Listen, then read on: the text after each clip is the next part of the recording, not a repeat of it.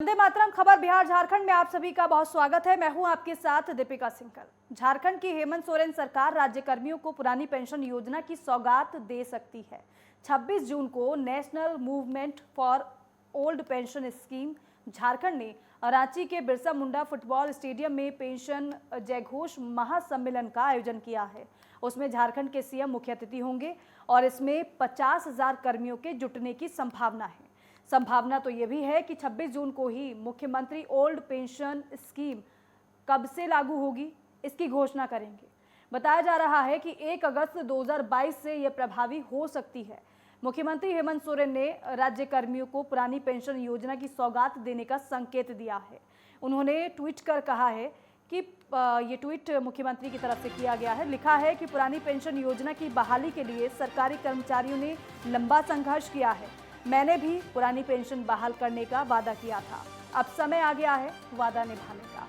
अब इस ट्वीट के बाद ये अब संभावना जताई जा रही है कि मुख्यमंत्री जो आगामी कार्यक्रम रखा गया है 26 जून को, उसमें पुरानी पेंशन को लेकर घोषणा कर सकते हैं।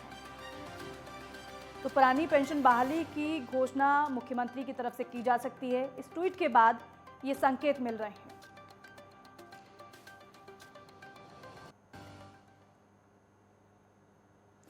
और गढ़वा रोड 54 रेलखंड के नगर उंटारी रेलवे गेट के पास भवनाथपुर थाना क्षेत्र के मकरी गांव निवासी असलीम अंसारी की पत्नी नूरीना बीबी अपने 2 बच्चों को फेंककर मालगाड़ी से कटकर गंभीर रूप से घायल हो गई। घायल को इलाज के लिए अनुमंडलीय अस्पताल में भर्ती कराया गया है, जहां डॉक्टर्स ने प्राथमिक इलाज करते हुए हालात की गंभीरता को देखते हुए सदर अस्पताल गढ़वा रेफर कर दिया है। जानकारी यह है कि अपने ससुराल में सास से महिला की लड़ाई हुई थी। उसके बाद महिला मायके जाने के लिए घर से निकली, लेकिन मायके न जाकर मालगाड़ी से कटकर जान देने की उसने कोशिश की। इधर घायल महिला के पिता हसमुद्दीन अंसारी ने ये बताया कि मेरी लड़की की लोग हत्या करना चाहते हैं, इसलिए मारपीट कर रेलवे ट्रैक पर फेंक कर चले गए ताकि रेल से कटकर इसे आत्महत्या का रूप दिया जा सके।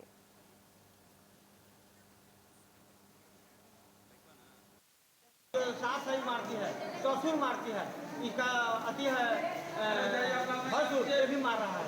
इसको जब 2013 से लेकर अब आज तक मार रहा है। इसको हम कह रहा है कि घर बनवा दीजिए, घर ढालने के लिए कर रहा है। हम गए कि ठीक है धीरे धीरे दे देंगे, लेकिन माना नहीं बात कोई। ये कौन है? ये हमारा लड़की है सर। और देवघर कोर्ट परिसर में दिन दहाड़े मौत का तांडव देखने को मिला है। अपराधी किस तरीके से बेखौफ हैं, इसका एक जीता जागता प्रमाण आज देवघर कोर्ट में देखने को मिला है, जहां पर पेशी के लिए लाए गए कैदी को कोर्ट परिसर में ही गोली मार दी गई और मौके से अपराधी फरार हो गए। घटना के संबंध में जो चश्मदीद बता रहे हैं वो ये है कि कोर्ट परिसर में एक अधिवक्ता से मिलने के लिए उसके चैम्बर में गए थे, तभी 2 व्यक्ति आए और दोनों ने अपने हाथ में पिस्टल ले रखा था और उसी वक्त उसे गोली मार दी गई, जिसके बाद पुलिस मौके पर पहुंची और उसे सदर अस्पताल भेजा गया। सदर अस्पताल में मृत घोषित कर दिया गया। वहीं मौके पर देवघर एसपी सुभाष चंद्र जाट, संथाल परगना डीआईजी सुदर्शन मंडल और तमाम पुलिस अधिकारी पहुंचे और जांच शुरू कर दी। हालांकि संथाल परगना के डीआईजी ने खुलकर कुछ नहीं कहा है, लेकिन जांच की बात कही है।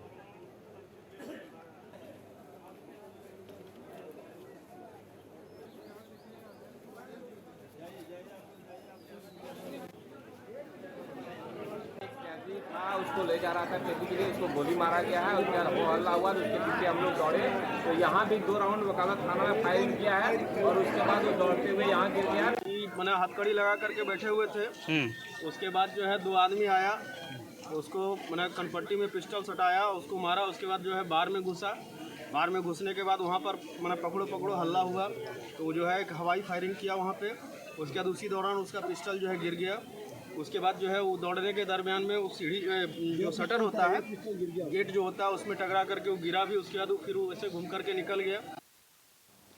और वहीं लोहरदगा में भाकपा माओवादी के 1 लाख रुपए का इनामी नक्सली एरिया कमांडर जतरू खेरवार ने 18 जून को लोहरदगा पुलिस के सामने आत्मसमर्पण कर दिया है। पेशरा थाने के पुतरार गांव निवासी इस नक्सली के खिलाफ लोहरदगा जिले के सेरेंगदाग और पेशरार थाने में केस दर्ज किया गया है।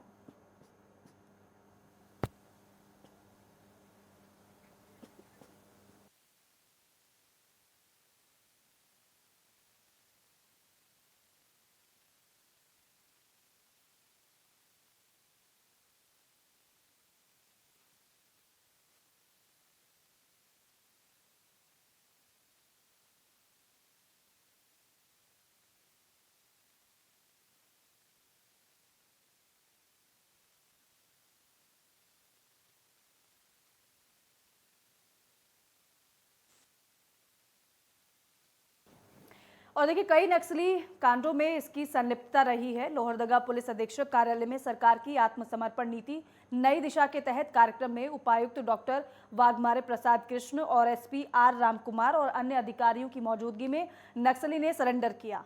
और इस मौके पर एसपी ने कहा कि झारखंड सरकार ने राज्य को नक्सल मुक्त राज्य बनाने का संकल्प लिया है और इसी संकल्प को धरातल पर उतारने के लिए महानिदेशक और पुलिस महानिरीक्षक झारखंड के निर्देशानुसार झारखंड पुलिस नक्सली संगठनों के खिलाफ चौतरफा कार्रवाई में लगातार प्रयत्नशील है। इस दिशा में पुलिस को निरंतर सफलताएं भी मिल रही हैं।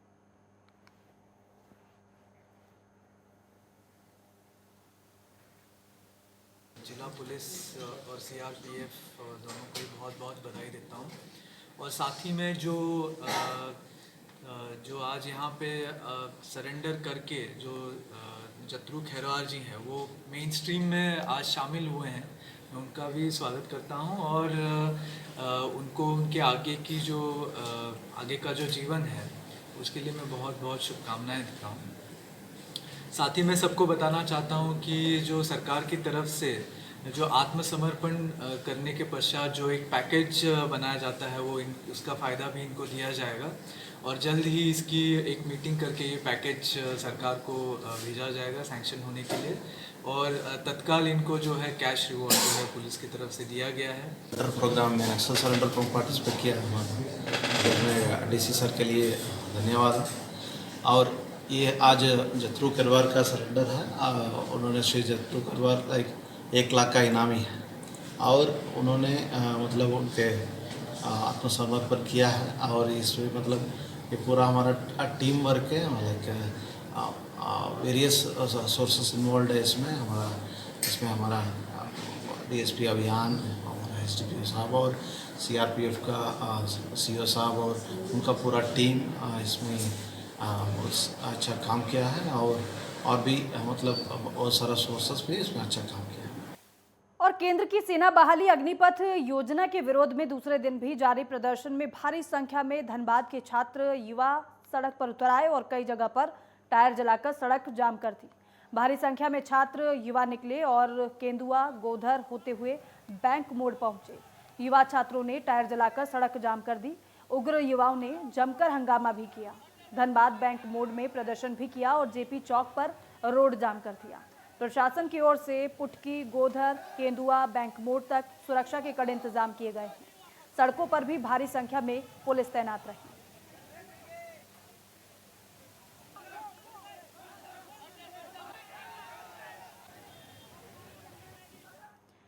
और देखिए, अग्निपथ योजना को लेकर पूरे देश में बवाल मचा हुआ है और बिहार भी इससे अछूता नहीं है। बता दें कि बिहार में भी लगातार अग्निपथ के विरोध में छात्र के साथ राजनीतिक पार्टियां विरोध कर रही हैं। आज चौथे दिन भी अग्निपथ का प्रदर्शन थमने का नाम नहीं ले रहा है और इसी बीच अब केंद्रीय गृह विभाग की तरफ से निर्णय लिया गया है कि उम्र सीमा को 2 साल ज्यादा बढ़ा दिया गया है। वहीं 10% तक रिजर्वेशन भी दिया गया है, जिसको लेकर बिहार सरकार के उद्योग मंत्री शाहनवाज हुसैन ने छात्रों से अपील करते हुए कहा है कि छात्र आगजनी जैसी घटना से दूरी बनाए रखें और आगे कहा कि सरकार इनकी मांगों पर विचार कर रही है। हम लोग लगातार केंद्र को बता रहे हैं, लेकिन जो राजनीतिक पार्टियां छात्रों के बहाने राजनीतिक रोटी सेक रही हैं, उनको मैं आगाह कर देता हूं कि आपका राजनीतिक करियर खत्म हो गया है।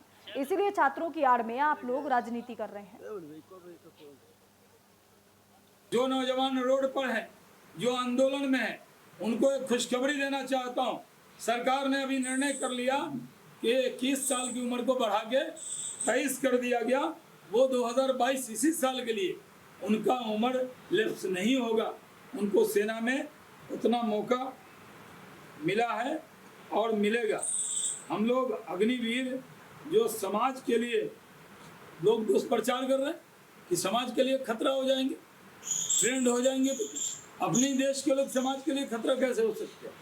इसलिए उनसे अपील है, ये रेल आपकी है, ये स्टेशन आपका है, हम आपके हैं। हम लोग कोई आपके बारे में कोई गलत निर्णय नहीं कर सकते। और राजद की ओर से आज बिहार बंद का आह्वान किया गया, जिसको लेकर जिले भर के बाजारों को बंद किया गया। बंद के दौरान स्थिति सामान्य रही, कहीं से भी किसी अप्रिय घटना की जानकारी नहीं मिली।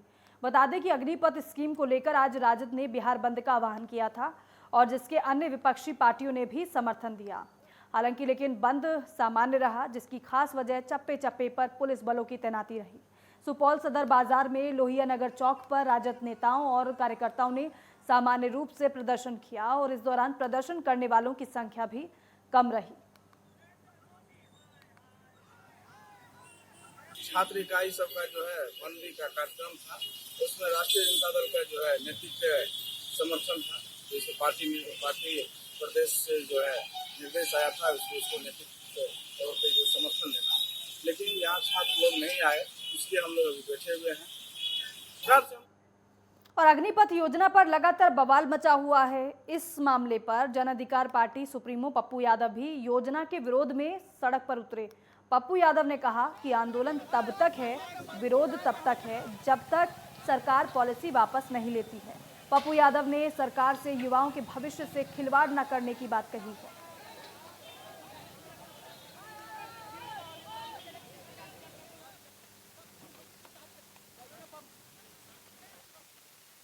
हिंदू मुसलमान वाले जो दंगा करवाते हैं ये सत्ता के लिए, बीजेपी और आरएसएस, उनसे पूछो ना, हमसे ना पूछो। हरियाणा में जो आत्महत्या हो रही है उनसे पूछो ना, पूरे देश में आत्महत्या हो रही है उससे पूछो। इसमें क्या संशोधन? नहीं, इसमें संशोधन 25,000 रुपया या तो आप पेंशन कर दो, या नहीं तो 4 सालों में 3 सालों में परिपक्व नहीं होंगे सैनिक, और 6 महीने की ट्रेनिंग नहीं। आप उसको कंपलसरी करो कि ये नौकरी इसकी कंपलसरी होगी अग्निवीर के बाद।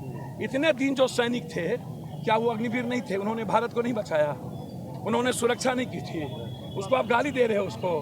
और जब आप वन पेंशन, क्या निविदा और संविदा जब पूरे भारत में बंद हो रहा है तो संविदा पर बहाली क्यों? मैं आपसे पूछ रहा हूँ, तो संविदा बंद करो। और देश भर में अग्निपथ योजना को लेकर विरोध हो रहा है। बिहार में भी ऐसी ही तस्वीरें देखने को मिल रही हैं, जहां आज भी युवाओं ने जबरदस्त प्रदर्शन किया है। और आपकी स्क्रीन पर दिख रही ये तस्वीरें पटना, सुपौल, नालंदा, गोपालगंज, भागलपुर और अररिया की है, जहां पटना में चिराग पासवान ने अपने आवास से राज्य भवन तक पैदल यात्रा निकालने की कोशिश की, लेकिन उन्हें डाक बंगले पर ही रोक दिया गया। इस दौरान कार्यकर्ताओं ने जमकर सरकार पर शब्दों के बाण चलाए। सुपौल में भी राजद के बिहार बंद के चलते चप्पे चप्पे पर पुलिस तैनात दिखी। नालंदा में अग्निपथ स्कीम को लेकर छात्र लगातार प्रोटेस्ट कर रहे हैं। गोपालगंज में केंद्र सरकार की अग्निपथ योजना का विरोध कर रहे छात्रों ने जमकर उत्पात मचाया। जब तक इस बात की भनक जिला प्रशासन को मिलती, प्रदर्शनकारियों ने रेलवे को निशाना बना दिया और सैकड़ों की संख्या में पहुंचे प्रदर्शनकारियों ने गोरखपुर पाटलिपुत्र एक्सप्रेस की बोगी में आग लगा दी। भागलपुर में केंद्र सरकार के खिलाफ छात्रों का आंदोलन जारी है। जिले के सुल्तानगंज रेलवे ट्रैक पर अग्निपथ योजना के विरोध में छात्रों ने प्रदर्शन किया है और ये प्रदर्शन, ये तस्वीरें बयां भी कर रही हैं। सरकार के खिलाफ नारेबाजी की गई है। से तमाम युवा गला सूख जाता है उनका चिल्ला चिल्ला के, क्योंकि इतना वो बोलना चाहते हैं पर उनको वो प्लेटफॉर्म यार मुफ्त पर ये कौन लोग हैं जिनसे बात करें सरकार? भाई सरकार युवाओं से बात करे, एक डेलीगेशन तैयार है इसमें। भाई इनका अगर युवाओं का अगर कोई नेतृत्व नहीं कर रहा तो ये तो और बड़ी बात है ना, कि बिना नेतृत्व के ये आंदोलन, ये प्रदर्शन इतना ज़्यादा व्यापक हो रहा है कि ना सिर्फ बिहार का हर एक जिला बल्कि देश का हर एक प्रदेश इससे प्रभावित हो रहा है। देखिए, मैं देश के नौजवानों से, छात्रों से यही अपील करना चाहता हूं कि योजना को समझें और इनका लाभ लेना चाहिए। प्रधानमंत्री नरेंद्र मोदी जी कभी राष्ट्र के बच्चों के अहित में नहीं सोच सकते। ये उनका संस्कार है, ये पूरे दुनिया को पता है। मुझे लगता है कि यह योजना जो है बच्चे समझ नहीं पा रहे हैं। स्किल डेवलपमेंट के लिए योजना है। 4 साल नौकरी के बाद भी उनको आरक्षण दिया जाएगा और 25% तो उसी में वो रह जाएगा, बाकी अन्य जगह सशस्त्र बल में और नौकरियों में उसको आरक्षण प्राप्त होगा। इसलिए लोगों को समझना चाहिए, इस नौकरी में जाना चाहिए। और किशनगंज में एडीजी 3 मनीष कुमार के गले से सोने की चेन छीनने की कोशिश की गई। बाइक सवार कुछ बदमाशों ने घटना को अंजाम देने की कोशिश की, लेकिन सफल नहीं हो सकी, जिसके बाद एडीजी के अंगरक्षक ने टाउन थाने में मामला दर्ज करवाया है और पुलिस मामले की अब जांच में जुटी है। टहल रहे थे वहाँ कॉलोनी, जजे कॉलोनी में। हाँ। उसी वक्त 2 बाइक सवार पाया, 1 बाइक था, 2 सवार था, व्यक्ति 2। उसी क्रम में हल्का अंधेरा था, चैन छीना उनका कॉलर में फंस गया था टी-शर्ट में। और उसी में जैसे हम लोग चाहे उसको पकड़ने के लिए फिर डुमरिया पुल होकर वो गायब हो गया। कौन साहब थे ये? एडीजे 3 मनीष कुमार। और रुक रहे हैं फिलहाल एक छोटे से ब्रेक के लिए, फौरन लौटेंगे।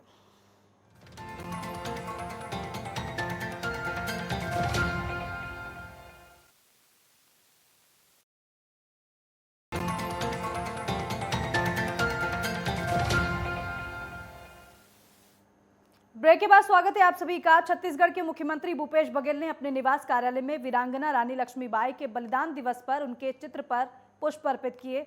उनकी वीरता, उनके साहस और देशभक्ति को नमन किया। उन्होंने कहा कि झांसी की रानी सच्चे अर्थों में वीरांगना थी, जिन्होंने मातृभूमि के लिए अपने प्राणों की आहुति दी। मुख्यमंत्री बघेल ने कहा कि रानी लक्ष्मीबाई शौर्य और नारी शक्ति की मिसाल है। उनका व्यक्तित्व केवल महिलाओं के लिए ही नहीं बल्कि पूरे समाज और देश के लिए भी प्रेरणा स्रोत है।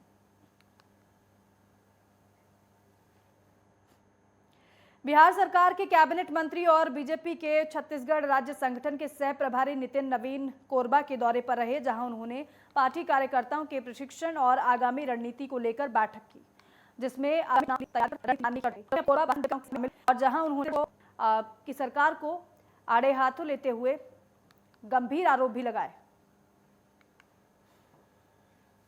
हमारी केंद्र सरकार लगातार इस विषय पर संज्ञान ले रही है और हम लोगों ने जब ये विषय आया उम्र बढ़ाने का, तो उम्र को भी बढ़ाया गया और हम लोगों ने योजनाओं को अभी लाने का अवसर दिया है, युवाओं को अधिक से अधिक रोजगार देने का। उसमें जो कुछ संगठन है वो पूरी तरह से युवाओं को भ्रमित कर इस प्रकार का आगजनी और कह सकते हैं अलोकतांत्रिक तरीके से उनको भ्रमित कर रहे हैं। ऐसे विषयों पर जहाँ एक और सख्ती से भी निपटा जा रहा है, वहीं हम उन युवाओं के बीच में जाकर एक सार्थक रूप से उनके साथ चर्चा करके उनको जानकारी भी दे रहे हैं कि आज हमारे तीनों थल सेना के अध्यक्षों ने भी स्पष्ट रूप से कहा है कि ये एक बड़ा अवसर है। हमारे केंद्रीय मंत्री रक्षा, उन्होंने भी स्पष्ट रूप से इसमें कहा है कि एक बड़ा अवसर है। तो युवाओं के लिए एक बड़ा अवसर है। हम अपने युवाओं को, अपने सेना को फ्रेश करना चाहते हैं और साथ ही साथ उनके लिए नए अवसर खोज रहे हैं। और रायपुर के साइंस कॉलेज परिसर स्थित डीडीयू ऑडिटोरियम में विकास परक राज्य स्तरीय छायाचित्र प्रदर्शनी लगाई गई, जिसमें जशपुर जिले की विभिन्न ग्राम पंचायतों के सरपंचों ने भी हिस्सा लिया। इस प्रदर्शनी में सरपंचों ने कहा कि दुर्गम क्षेत्रों में भी स्वास्थ्य सुविधाओं का अच्छा लाभ ग्रामीणों को मिल रहा है। जनसंपर्क विभाग की लगाई गई इस प्रदर्शनी को देखने के लिए अलग अलग जिलों के जनप्रतिनिधि और ग्रामीण बड़ी संख्या में पहुंचे। इस प्रदर्शनी के माध्यम से छत्तीसगढ़ सरकार की जनहितैषी योजनाओं और कार्यक्रमों से लोगों के जीवन में आए बदलाव और विकास कार्यों की उपलब्धियों को दिखाया गया।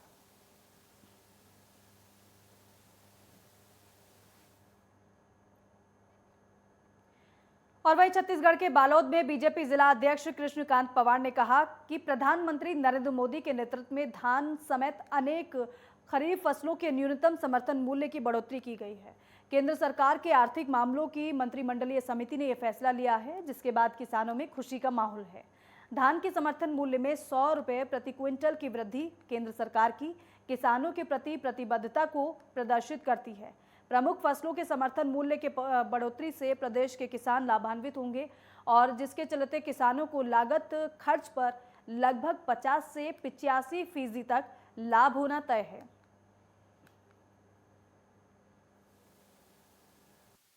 विशेषकर छत्तीसगढ़ में हमारे किसान भाइयों के द्वारा धान की मुख्य फसल छत्तीसगढ़ को मानते हैं। चावल का कटोरा जिसको बोलते हैं, धान का कटोरा भी बोलते हैं। छत्तीसगढ़ में धान की मुख्य रूप से खेती की जाती है। सोयाबीन, अरहर, उड़द, मूंग, तिल, ऐसे कुछ विशेष फसल है। अनाज और दलहन तिलहन पर मोदी जी की सरकार ने समर्थन मूल्य में वृद्धि की है। आज जो नरेंद्र मोदी जी द्वारा, केंद्र सरकार द्वारा किसानों के समर्थन मूल्य में जो वृद्धि की गई है, आदरणीय नरेंद्र मोदी जी का तहे दिल से धन्यवाद अर्पित करना चाहूँगा कि किसानों के जो समर्थन मूल्य में जो 100 रुपये की वृद्धि की है और साथ ही अन्य 14 फसलों में भी समर्थन मूल्य में वृद्धि की है, उसके लिए मैं तहे दिल से आभार व्यक्त करता हूँ। और वहीं एक और केंद्र सरकार लगातार किसानों के आय में दोगुना करने की दिशा में कारगर प्रयास कर रही है। केंद्र सरकार द्वारा किसानों के लिए राज्य सरकार को पर्याप्त खाद उपलब्ध कराई गई है। पुनः नरेंद्र मोदी जी का आभार व्यक्त करता हूं कि समर्थन मूल्य में जो वृद्धि की है निश्चित ही किसानों के आय में दोगुनी की ओर महत्वपूर्ण कदम होगा। और छत्तीसगढ़ के जगदलपुर में छात्रों को शैक्षणिक भ्रमण के लिए संसदीय सचिव रेखचंद जैन ने हरी झंडी दिखाकर रवाना किया। शहर के मां दंतेश्वरी के दर्शन का ब्लॉक दरभा से स्कूली बच्चे और शिक्षक ने प्रस्थान किया। इस दौरान उन्होंने बताया कि सीएम बघेल के प्रदेशव्यापी से भेंट मुलाकात कार्यक्रम के दौरान दिए गए निर्देशों का जिला प्रशासन के द्वारा त्वरित अमल किया जा रहा है। बता दें कि मुख्यमंत्री के जगदलपुर प्रवास में स्वामी आत्मानंद स्कूल का निरीक्षण के दौरान बच्चों से स्वामी आत्मानंद के बारे में जानकारी ली और छात्रों को शैक्षणिक भ्रमण करवाने के निर्देश अधिकारियों को दिए थे। सीएम के निर्देश का पालन करते हुए स्वामी आत्मानंद स्कूल के बच्चों को आज शैक्षणिक भ्रमण हेतु नारायणपुर जिला स्थित स्वामी विवेकानंद आश्रम और अन्य स्थल के लिए रवाना किया गया।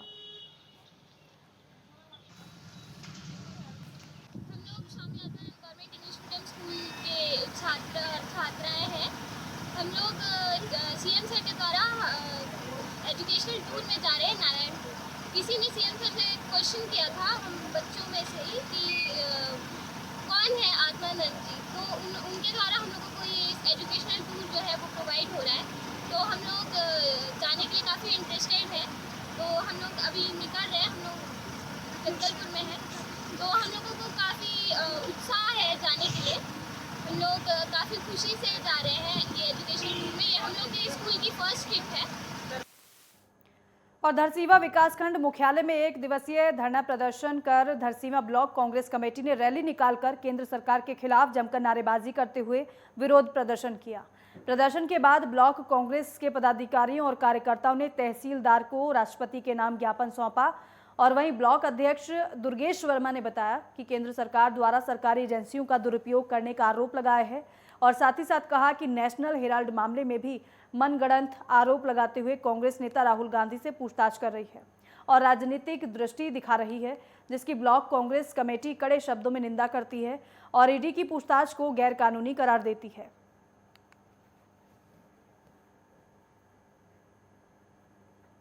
और इसी के साथ ही फिलहाल इस बुलेटिन में बस इतना ही। जय हिंद।